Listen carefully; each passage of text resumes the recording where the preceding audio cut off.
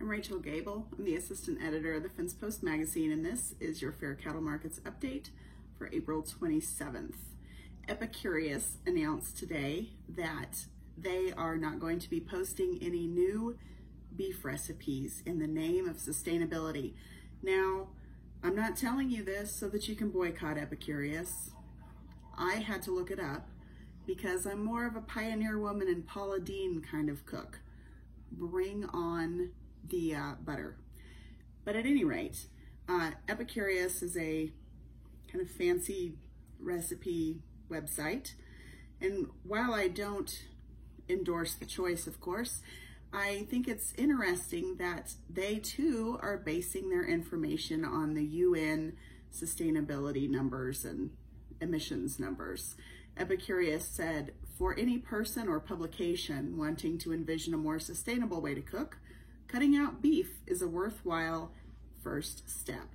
Almost 15% of greenhouse gas emissions globally come from livestock and everything involved in raising it. 61% of those emissions can be traced back to beef. Cows are 20 times less efficient to raise than beans and roughly 3 times less efficient than poultry or pork.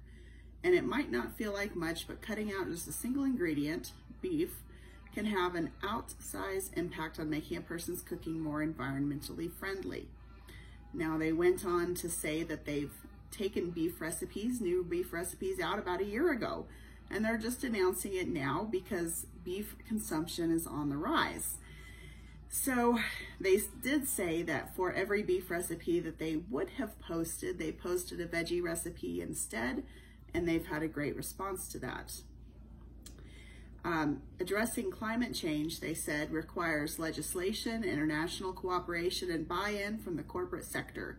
Individual actions like choosing alt meat or mushrooms or chickpeas instead of the real thing can feel so small, they're essentially pointless. But every time you abstain from beef at the grocery store or a restaurant, you send a signal. To the grocery store, yes, but also, and perhaps more influentially, to whomever you talk to about your decision. Our announcement today is simply us loudly and proudly letting you, the home cook, know about a step we're taking. Admittedly, we're also hoping the rest of the American food media joins us as well. At the end of the day, I'm not calling for a boycott of Epicurious. Good grief, I've never used it before. And if you cook like me and have a grocery store located where mine is, probably not doing infused anything. But I do think it's interesting that this pesky UN data keeps popping up. I'm looking at you, President Biden, on decisions that are being made because it's incorrect. The bottom line is that the choice to eat whatever you want is yours. And you and I live in America and we have that ability. However, I don't think that it's fair or reasonable or just to poo-poo and very affordable and healthy protein that can be at the center of the plate to reasonably feed hungry people that may be facing food instability or just difficult times right now. I don't think that